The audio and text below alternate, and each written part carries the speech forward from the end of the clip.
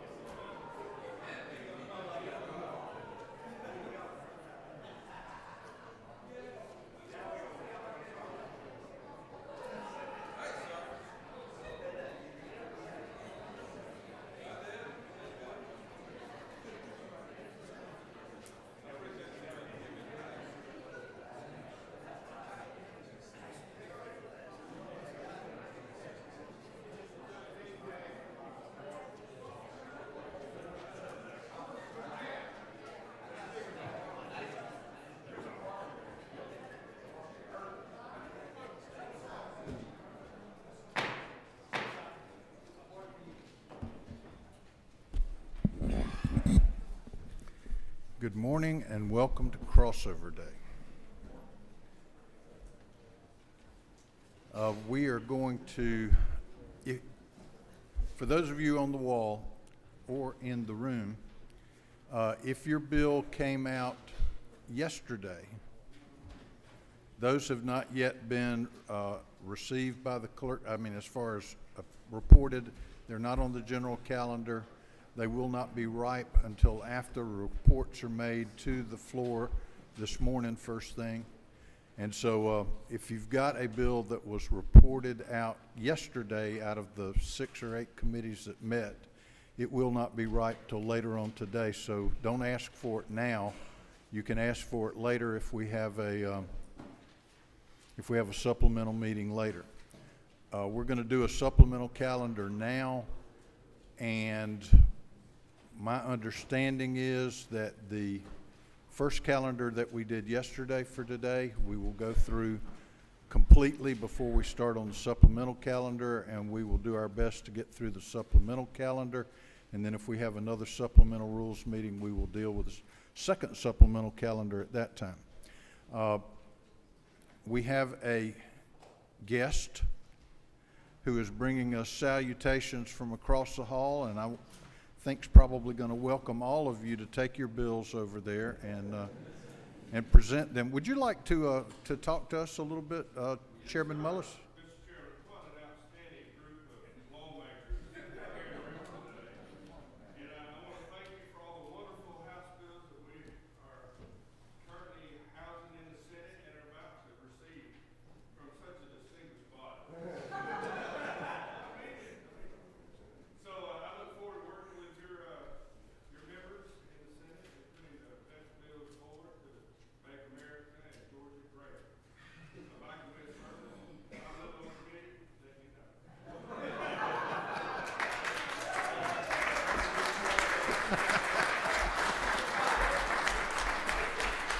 Also, I miss you, man.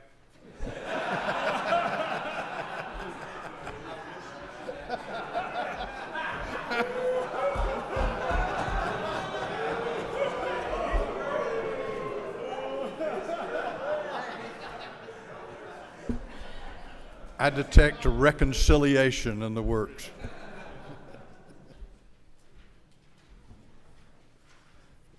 I hope we get things through rules like we have the last few years, if y'all know what I mean. They don't get it. Okay. Chairman Silcox. Thank you, Mr. Chairman. I come to you this morning back again on House Bill 56.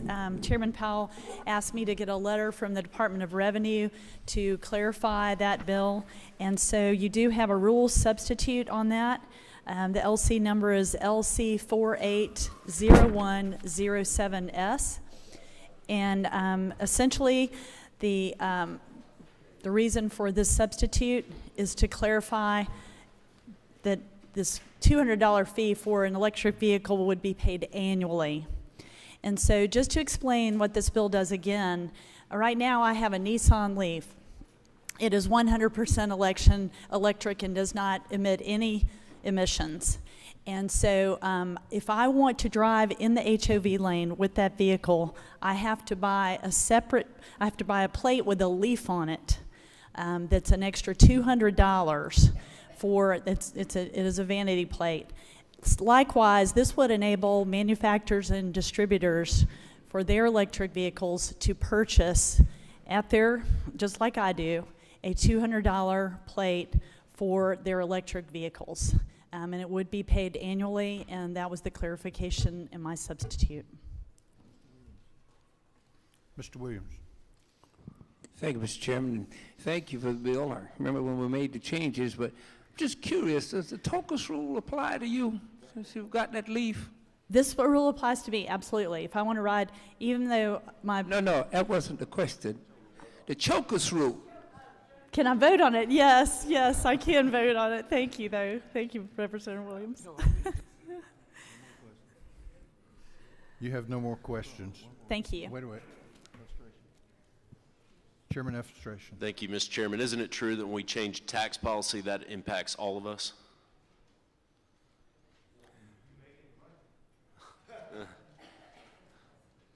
I know that's to each member, but.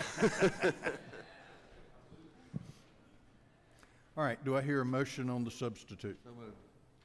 Is there a second? Any objection? Hearing no objection, it will travel with the bill if the bill goes to the floor. Okay, Chairman Dollar.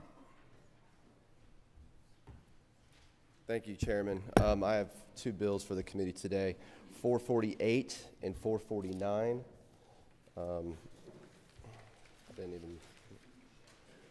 448 is at it's the very last bill on your list.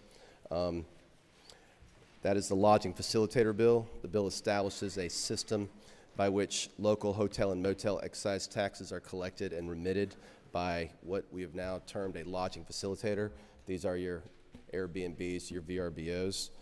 This also extends it to the $5 a night hotel, motel TATV tax. Chairman Fleming. Thank you, Mr. Chairman. Chairman Dollar, as I understand the bill, and please correct me because my question follows this logic, if my neighbor is renting out their house like a motel regularly, we're going to start treating it like that by charging hotel motel tax and whatnot. Is that basically what it means through Airbnb or however they're doing it? It depends on if your neighbor considers themselves if they are a licensed innkeeper. If they are, then they will continue to operate the way that they do. Beyond that, it won't affect them in any way because they won't be collecting and remitting the tax. The service that provides and actually facilitates that will be the one doing that. Airbnb, in other words. Yes. So here's my question. We have this little golf tournament every spring over in my area. Yes. And the only reason the Augusta area can be the host to the center of the world's attention for sports for 1 week and all the guests that it takes is for half the community to lease out or rent their homes for that 1 week because there's nowhere to stay for 100 miles. For those people that go through what we call master's housing, our Chamber of Commerce has set up the ability to help people facilitate that. It's my understanding that this bill is now going to treat those folks who rent their homes out 1 week through master's housing in the same boat that someone regularly rents their house out through Airbnb. federal income tax law, as I understand it, says that if you only do that for 2 weeks out of the year, you don't pay income tax on it. My question is, could we not treat people who only do this maybe 1 week out of the year differently than the people who do it all the time? That issue was brought up in Ways and Means, and the Ways and Means Committee felt that it would be very problematic to have to carve out Augusta to do that. I took Augusta into heavy consideration when I drafted this bill and wanted to make it as easy as possible. As current law is, right now those people are supposed to be collecting and remitting themselves the hotel motel excise tax, which again goes back to Augusta. They're also supposed to be doing the sales tax, which they're currently not doing, which has been addressed in Chairman Harrell's marketplace facilitator bill. The only part that would be really a new tax to them would be the $35 for the week, the hotel, the $5 TATV tax. Thank you. Yes. You have no other questions? Thank you, Chairman. The other bill, 449, and I apologize, I don't know where it is on the list.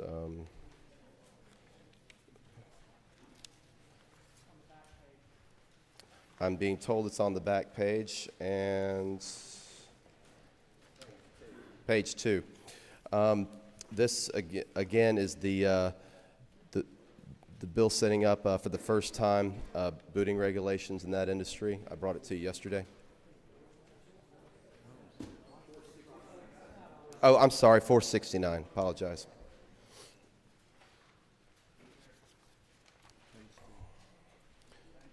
Second, right near the third hole punch.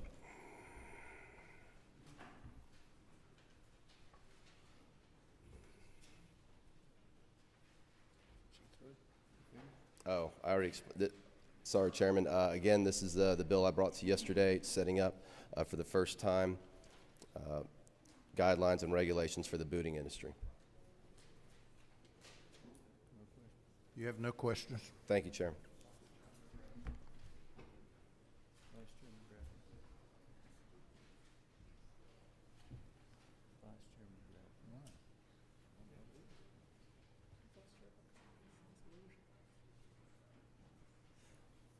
Mr. Gravley.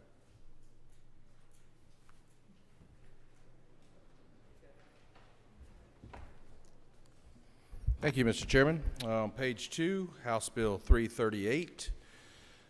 Last year we had a firefighter consolidation bill. This was it was a pretty heavy lift last year. Would have done a lot to increase government. After meeting with the Firefighter Association, the Georgia Fire Chiefs Association, this was a compromise, an easy fix.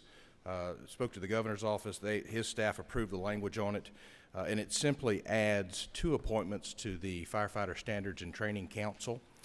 We were unaware that the largest firefighter association in the state was not a part of the Georgia Firefighter Standards and Training Board, and they simply have just asked to be a part of the board. So the bill would allow the governor to appoint the president of the Georgia Firefighter Association and the president of the Georgia Fire Chiefs Association to the Firefighter Standards and Training Board, simply for the length of their presidency, which is 1 year. After that, the new president, the associations will elect a new president, and the governor will appoint them to that board to serve on the Firefighter Standards and Training Council for the length of their presidential term, again, which is 1 year.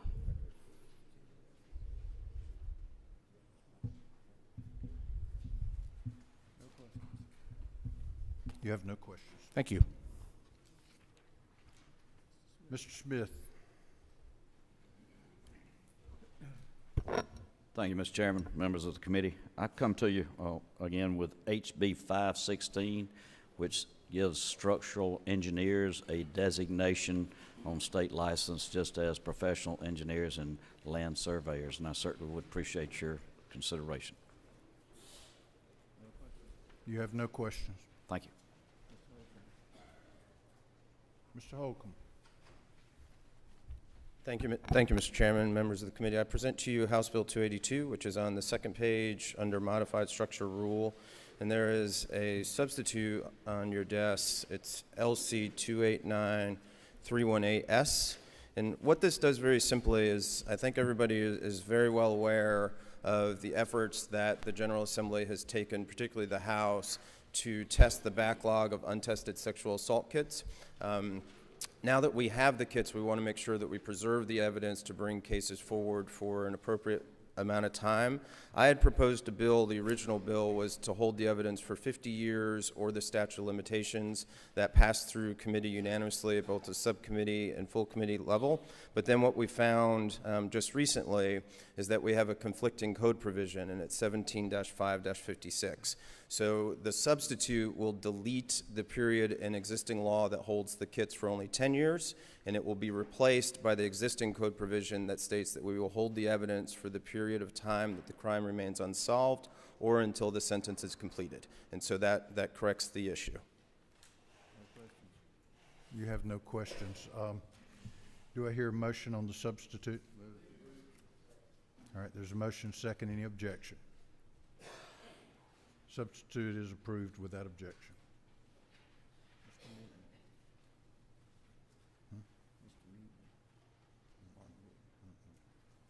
Chairman McCall.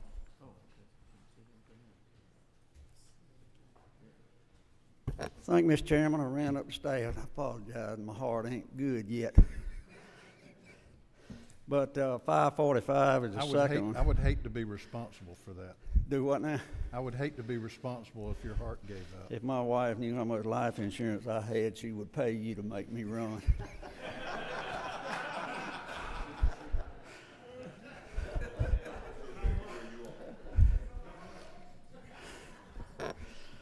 $545 is the second one from the modified structure on the front page. That is the one that protects the largest industry in this state and the largest economic impact industry in this state. So anyway, I appreciate you thinking about it. If you got any questions, I'll try to answer them.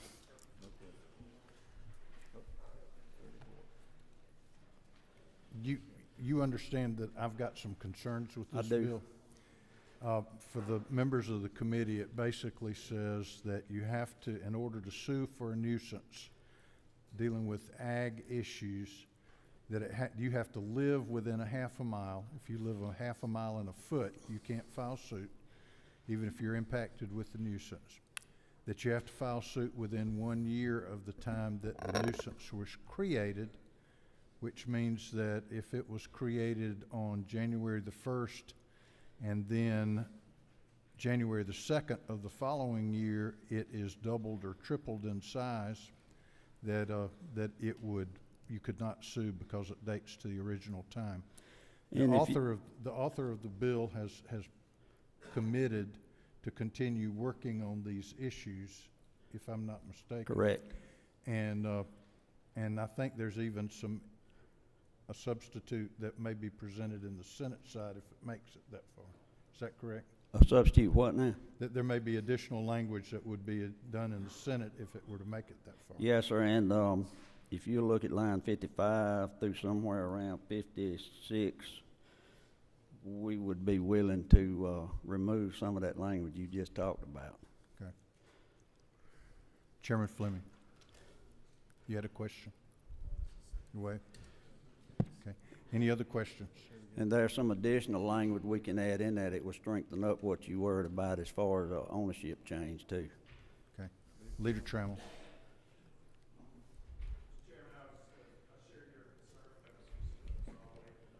Okay.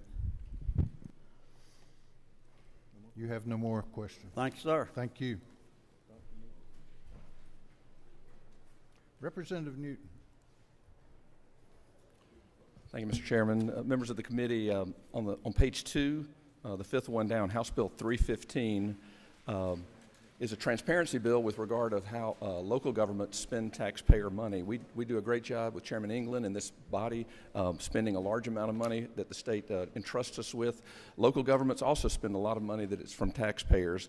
This project is a transparency bill. When local projects meet the threshold that requires an RFP or a bid specification, often with some scoring items on it, what this bill does is it requires that in many of our communities there's not the in-house ability to prepare that RFP or bid package specs. So if they hire a consultant To help them with that at a local government level, this bill would require that that consultant disclose any financial arrangements or material transactions with any of the bidders. It actually, because of the limited availability in much of Georgia, there may only be a few people that can do this. This bill allows those people to be a consultant as long as they disclose their arrangements. So it's a transparency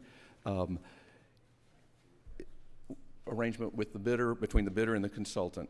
This did pass the House and Senate nearly unanimously last year. It went to the governor who vetoed the bill. There was a question in the earlier bill on whether economic development activities, which have a temporary exclusion from open records disclosures, like the Amazon package or any other large or small economic development activity, has a temporary exclusion, and there was a concern that this bill might have overridden those protections. So those were carefully added to the bill, local economic development authorities, state level.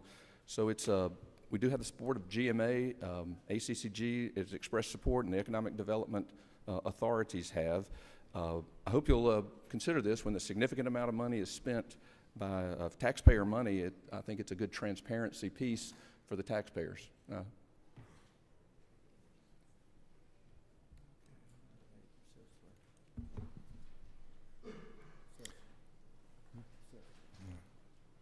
Chairman Setzler. Thank you, Mr. Chairman. To the gentleman, thank you for this. What is the definition of financial relationships, and what's included and what's not included in that definition?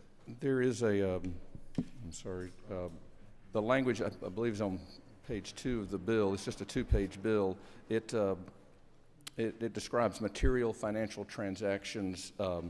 There's not a threshold in there of what needs to be disclosed.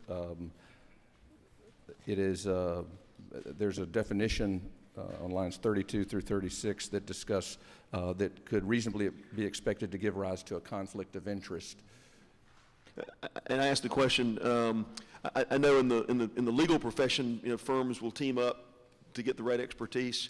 Even more in consulting and professional services, there's really no building that's ever designed by one firm. It's a coalition of 2 or 3 or 7 or 8 teams. And I just want to make sure that if we're, and I know the gentleman's intentions are spot on, and I think it's an appropriate question. I do want to make sure that if one consultant, is engaged, if they do 100 projects in a year, if they're engaged with another firm in 3 or 4 projects, that doesn't represent a material relationship that would preclude them from being able to pursue something, because as a community, the design and professional services community work together with differing teams all the time. So I just want to make sure we're thoughtful as we go through this. So be glad to talk to you more. I just want to know if there was a clear, bright line on that, or if it was going to be left up to. The definition just does include that. Could be reasonably expected to give rise to a conflict of interest, a material level. We didn't put a specific threshold on what that might or might be. This is, once again, it doesn't preclude someone from working on a project or advising or preparing it. It just says you may need to disclose if you have a financial relationship with one of the bidders.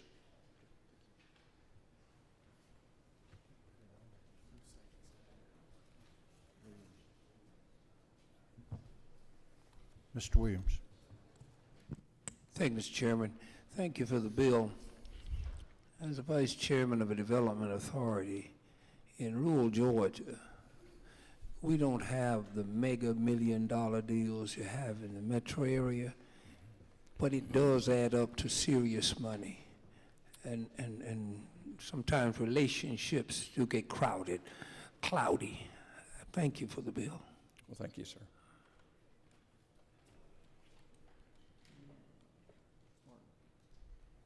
Chairman Martin. Gentlemen, a question. Sure. Just so I'm clear here, I believe I heard you say this, and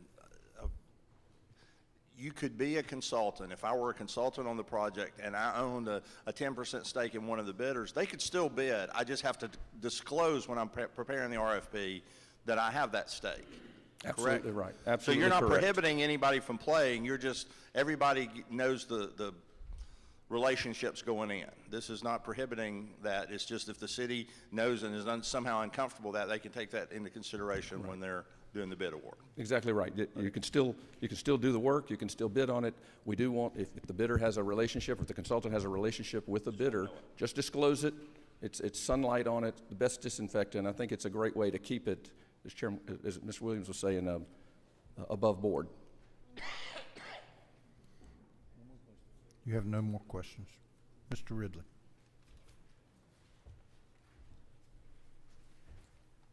Good morning. I got two bills.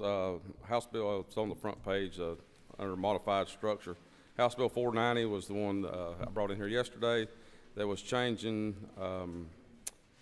the affidavit on the bill. If somebody passes away and they don't have a will or they don't have any relatives, then this right here gives the ability for funeral homes or any last medical expenses with this affidavit. They can get money out of the bank account. It's got a maximum of $15,000, and we're moving it from 90 days to 45 days. You have no questions. All right, and the next one's on the same front page under modified open rule, House Bill 554. If you remember last year, we did a bill, House Bill 761, that had to do with the electronic title transfer for dealers. It went over to the Senate. They added some stuff in it. The governor approved it, but then there was some kind of language in there that got Department of Revenue a little bit confused. So we're going back again, and we cleaned all that language out and took out what the Senate put in, where we can understand it a little clearer. Chairman Fleming. Thank you, Mr. Chairman. Representative, I've had my tax commissioner back home, the guy that deals with all the tags, fuss at me several times about all this dealers and him getting the right information and whatnot. Right. Are the tax commissioners okay with the changes that you're making? Yeah, they're absolutely. The Tax Commissioners Association is 100% supportive of this. They think I've talked to every tax commissioner in the state of Georgia since this last year. They think it'll clear up some of those things that they're complaining Absolutely. about? Okay, thank you so much. You have no more questions. Thank you. Mr. McClain.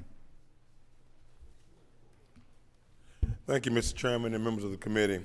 Under modified open rules, I have HB 339, which is about halfway down the page, and it is a special license plate for Alabama A&M University for Georgia students to attend the college. The proceeds. You have no questions. Thank you, Mr. Chairman.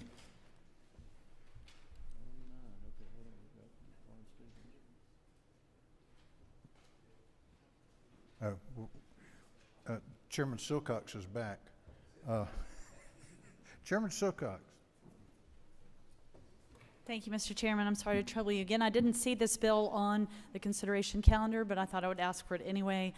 House Bill 388, and this bill would allow municipalities or county developments to exempt development, either in part or in full, development impact fees if it's going to create an extraordinary economic development opportunity or affordable housing.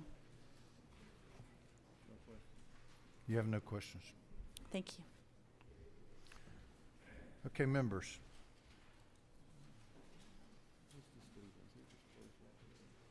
Chairman Stevens.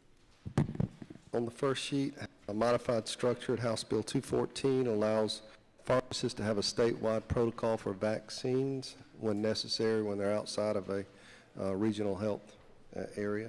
And also the drug update bill, 483, fell through the cracks. It's on the yellow sheet. Hope we can consider that later. I'll resubmit it today.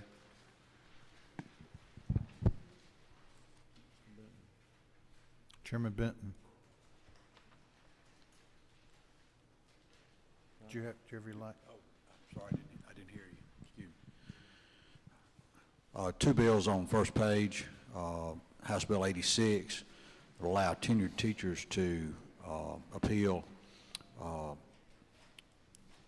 the final year-end evaluation, and House Bill 109 is teacher retirement system. Chairman Setzler. Thank you, Mr. Chairman. Two bills. One is HB 481 I will ask for later. That passed out late last night. The one I want to speak to you about now is House Bill 43, which did not make the calendar but passed out early yesterday. It deals with unlawful sexual contact between teachers and students. Been something we've been working on within judiciary and non-civil, and passed out early yesterday. Would ask for HB 43 as well. Chairman Tanner. Thank you, Mr. Chairman.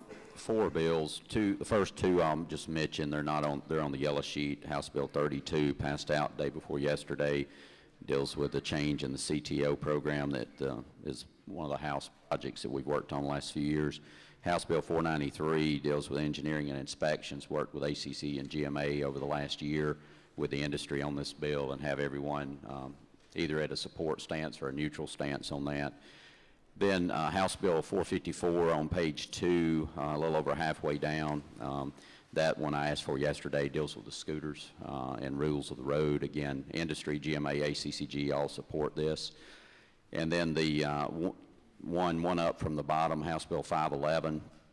That's the large mobility bill that's a product of the House Transit Funding and Governance Commission that came out this year. We've been working on that for the last couple of years. Primarily deals with trying to make positive improvements in rural transit. You do have a rules substitute proposal on the desk. It makes 2 changes. We've heard from some concerns from GDOT around SERTA and how that funding could be used, so we tighten that down in lines 1919 through 1936. Again, other than that, there's been no changes to SERTA in this legislation other than it being transferred administratively over to the Department of Mobility. And then we do away with the 50-cent fee that both you and Chairman Harrell had some concerns with, because we want to put everyone on the same playing field with everyone paying sales taxes on the platform basis. This bill does not increase or decrease tax in any way, but that's also changed. I'll be glad to answer any questions. The bill does away with Greta, and it replaces it with the Department of Mobility and Innovation, and streamlines the bureaucratic process of transit, specifically in rural Georgia. And again, it's something that we've worked on in the Governance and Funding Commission for a couple of years. Are there any questions? Do I hear a motion on the substitute? All right, there's a motion, second on the substitute. Any objection? Hearing none, the substitute is on. Mr. Hawkins. Mr. Chairman, I again ask for HB 535. It's at the top of page 3. This is a follow-up on a bill that was passed last year. This is a process where folks are having tattoos. They're not permanent tattoos. It only goes through 3 layers of skin, but to replace eyebrows on people who have lost hair due to cancer treatment. This bill goes further to help define providers, facilities, permitting through the Department of Public Health, and the Public Health set standards and oversight, and they have actually testified in favor of this bill. Chairman Cooper. Thank you, Mr. Chairman. On the second page, about a third of the way down, House Bill 370, Clayton County, but this would apply across our states, is trying something new because they have a large number of uninsured, and they are letting APRNs ride in their ambulances and answer calls to frequent flyers that use the emergency rooms for their treatment centers, and they're trying to alleviate that by letting the nurses evaluate them and maybe divert them to the proper care. But there was some question about if it was okay for them to order certain medications, and this clarifies that up, and hopefully will help them either get a medical home with a doctor or go to a qualified health center for treatment. And I would also, about halfway down, like to put my name by House Bill 424. That's to have sex crimes included in criminal gang activity, that area of the law. I got a call from one of my assistant district attorneys who specializes in this area, and hopefully he might be our new district attorney in Cobb County, and said that that is vitally needed. So that was 424. Thank you. Chairman Knight. Thank you, Mr. Chairman. House Bill 405, second, it's on the last page, page 3, second from the bottom. Again, we've got a bill that seeks to clarify some of our ad valorem code to make sure that the interpretation is correct. This is dealing with our Freeport exemption, and it simply makes sure that the parent company or affiliates are added. It also makes sure that remanufacture only includes the repairs and modification of the manufacturer's own products. And again, this only applies to the Freeport exemptions where the citizens have authorized a Freeport exemption in their county.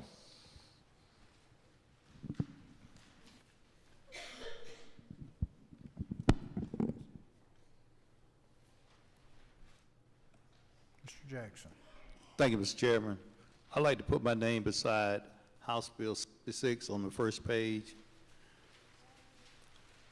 Also, House Bill 339, Representative Dewey McClain's bill on the first page. And on the second page, House Bill 282, Representative Holcomb's bill.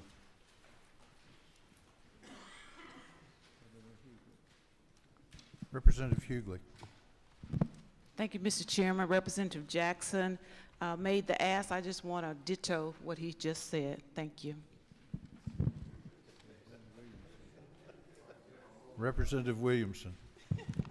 Thank you, Mr. Chairman, members of the committee. I'm asking for House Bill 378, and this is a bill that would require the collection and remittance of sales and excise taxes on rental motor vehicles by marketplace facilitators in that industry. Chairman Harrell. Thank you, Mr. Chairman. I'd again like to put my name by the structured rule calendar. In addition, also on the bottom of page 2, House Bill 511 that Chairman Tanner just mentioned, and on page 1 under modified open, House Bill 516, Representative Vance Smith with structural engineers. Chairman Illustration. Thank you, Mr. Chairman. On the second page, HB 381, it's child support update. I failed to mention that this also is important, they say, for federal drawdown, that this update is needed for state funding. My second bill is on the third page, House Bill 543. This is the equitable caregiver statute that I explained yesterday. Chairman Bellinger. Thank you, Mr. Chairman. 4 up from the bottom on page 2, 478, it's the Child Abuse Registry update and rewrite. Let me ask you a question, Chairman Bellinger. Sure. Do I read this correctly in it takes juveniles who have committed sex crimes off the sex registry? It does not, no, it does not affect the Sex Offender Registry Review Board. Okay. The Child Abuse Registry is specifically for those. It doesn't touch any kind of criminal history or anything like that. It's simply for those, if you're a licensed early care provider in the state of Georgia, you're able to access the Child Abuse Registry to make sure, because the fact that you had a substantiated case of neglect against you may not be rise to the level of criminal intent, but might be in the daycare center that's considering hiring you would certainly be interested in that information. Chairman Dempsey.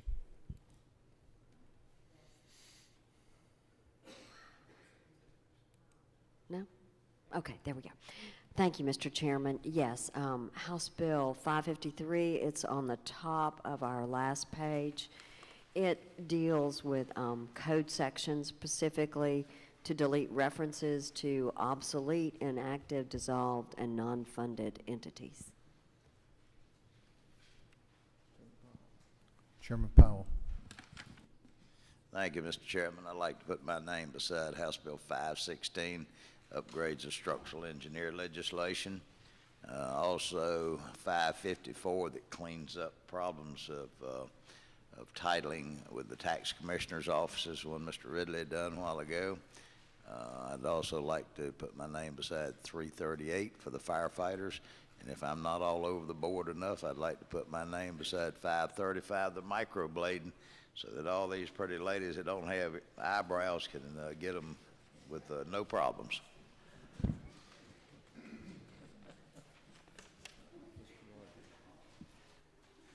Mr. Rogers. Thank you, Mr. Chairman. I'd like to ask for HB 220, the solid waste and hazardous waste bill, to come out. And I'd also like to put my name by House Bill 516, the structural engineers bill, and 392, Representative Wiedeier's bill regarding public safety. HB 489 by Representative Bonner, Civil Air Patrol bill, and then also 459, Representative Earhart's bill dealing with school bus drivers.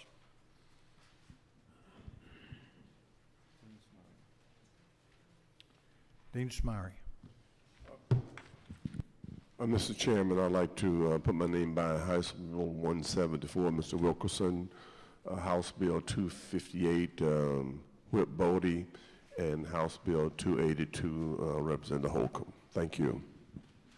Mr. Beverly.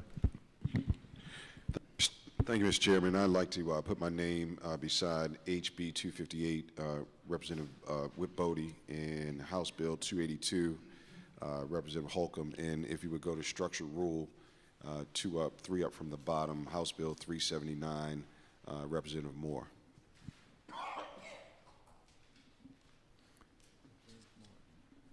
Chairman Martin.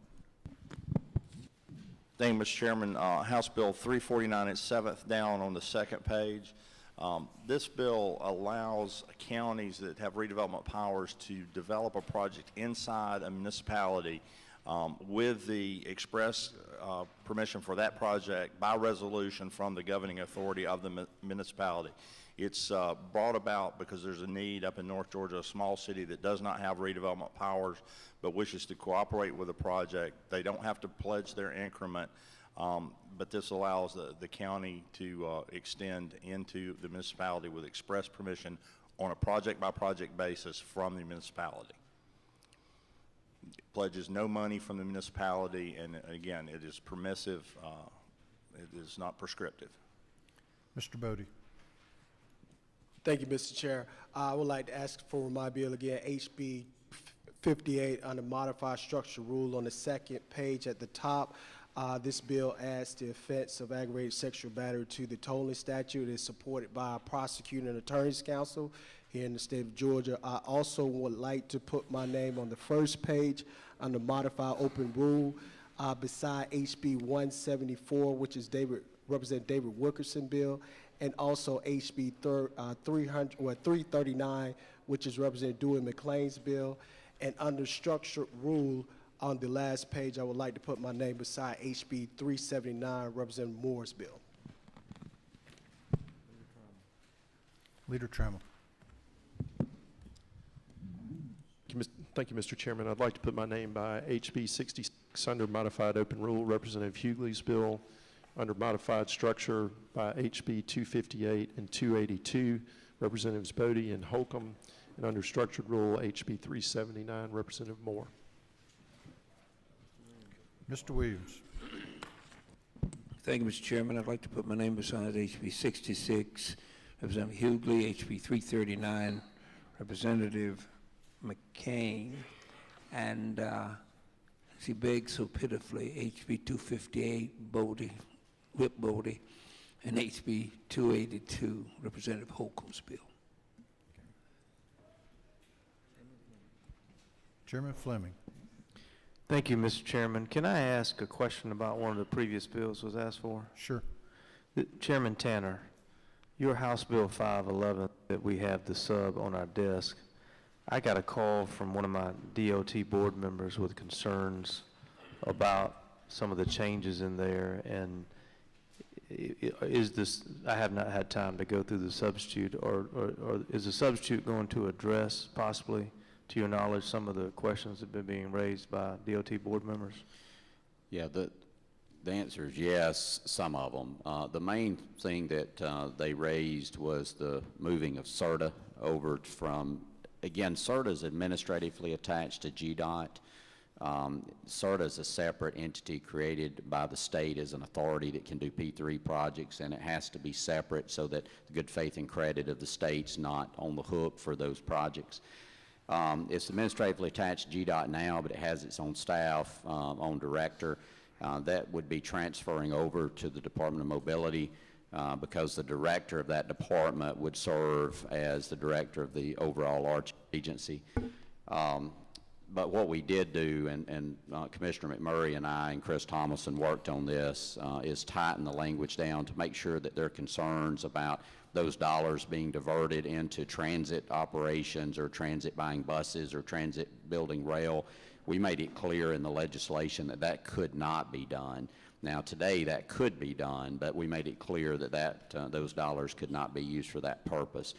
So that is addressed. Commissioner McMurray and I worked on that over the last couple of days. They still would not support the movement of SRTA.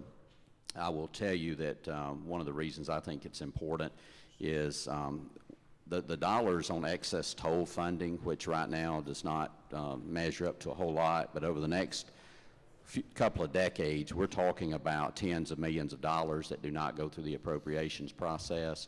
So I feel like it's important to have separation there, but the SRTA board remains intact. The speaker, the lieutenant governor, appoint members, a member to that board. The governor chairs that board. The OPD director's on that board, and the commissioner of transportation's on that board. Nothing changes there, but it will be more transparent. Thank you. Thank you. Chairman Sutton.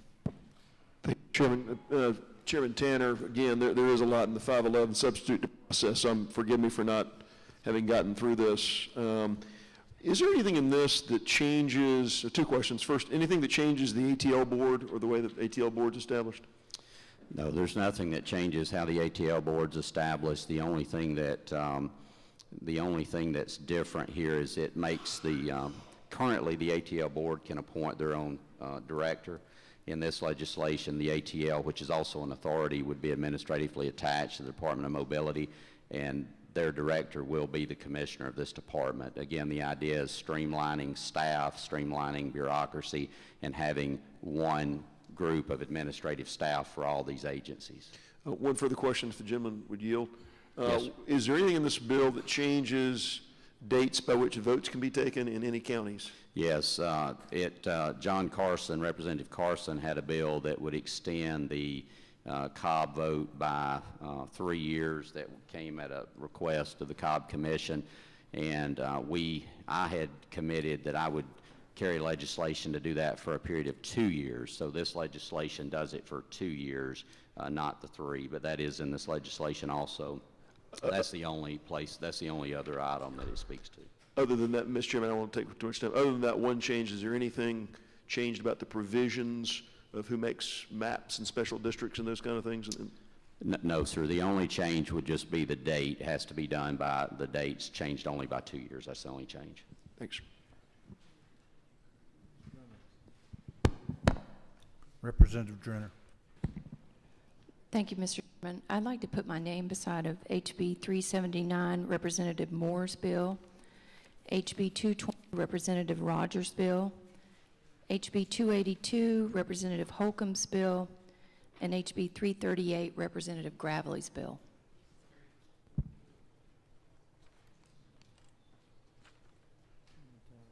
Chairman Tanner. Since I'm talking again, I do want to ask for one other thing, Mr. Chairman. House Bill 215 is on the yellow sheet. It's not mine, but it's Representative Anulowich's bill. We worked very closely on the scooter bill and the e-bicycle bill, which she's carrying, to make sure there was no conflict. So I would just ask that you consider that. Chairman Hatchett.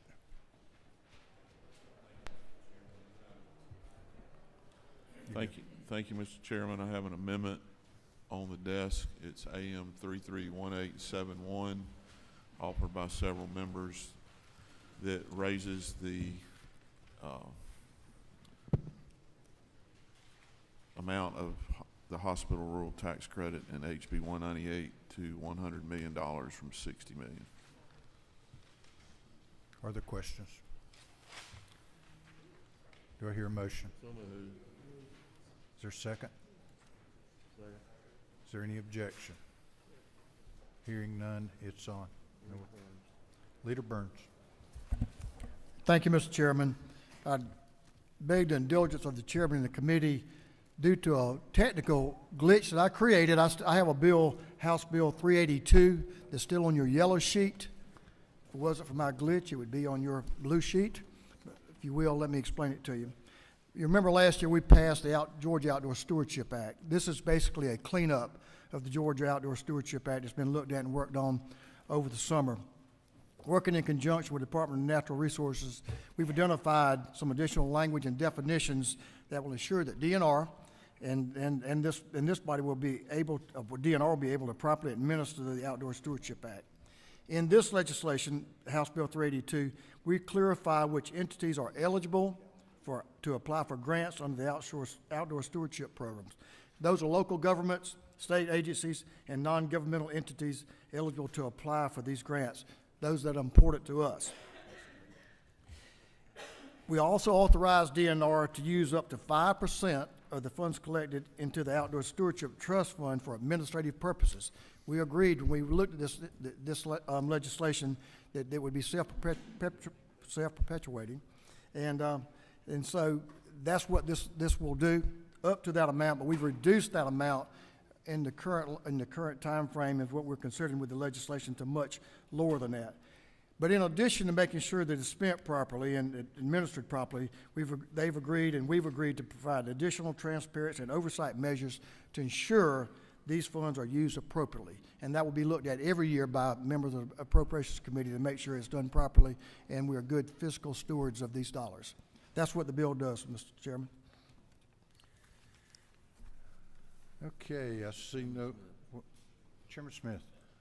This bill came through House Natural Resource and Environment Committee, and it's been well vetted, so I support the move by the leader. Thank you. All right, let's set a calendar. This is kind of ambitious, but I think it's doable. Under modified open, HB 56. It's on. Modified open, HB 66. You sure? It's on. HB 339 under modified open. Y'all gonna have to join the choir or something. Y'all singing together. It's on. HB 392 under modified open. It's on. Modified open HB 468. It's on. Modified open HB 490. It's on. Modified open HB 516. It's on. Modified open HB 545. Is there objection? Yes. Okay. There's a motion, there's objection. All in favor of putting it on the calendar, raise your hand.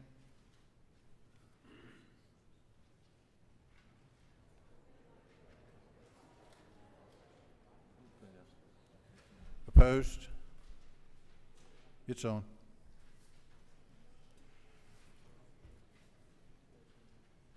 Modified structured, HB 220. It's on.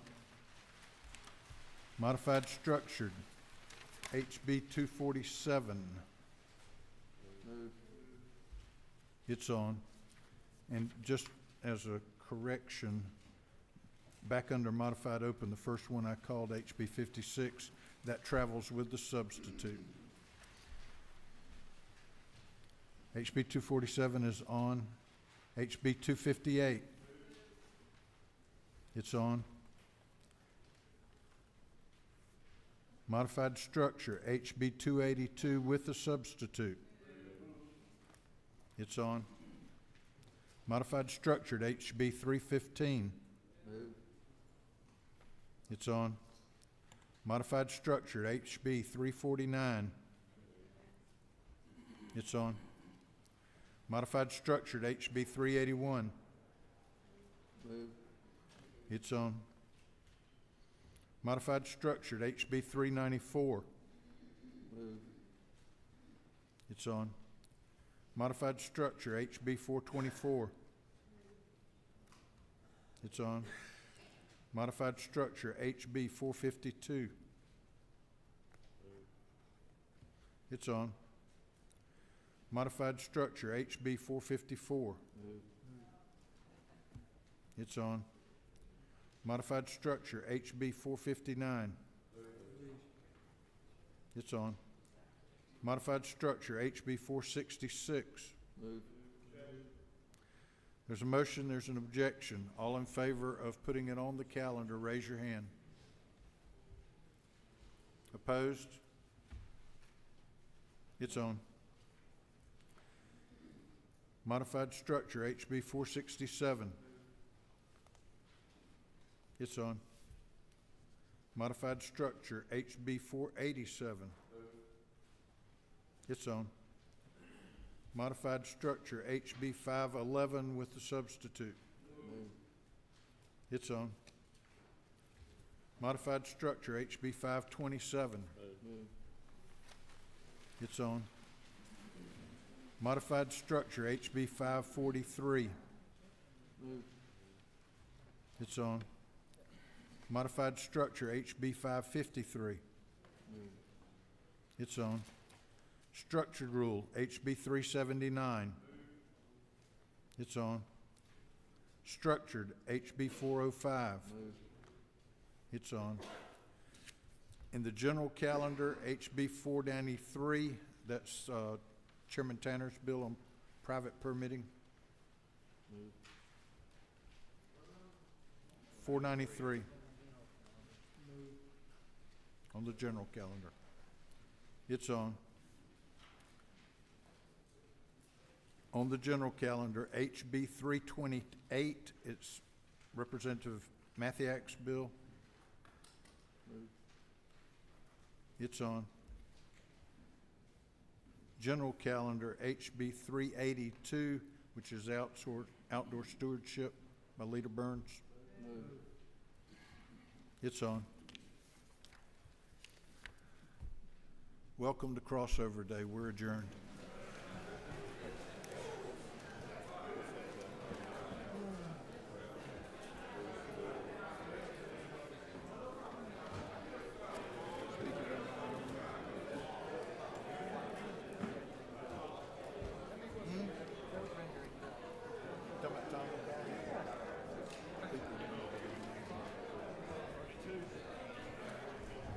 They have a problem. This is objection. Ralph's objection. Huh? Huh?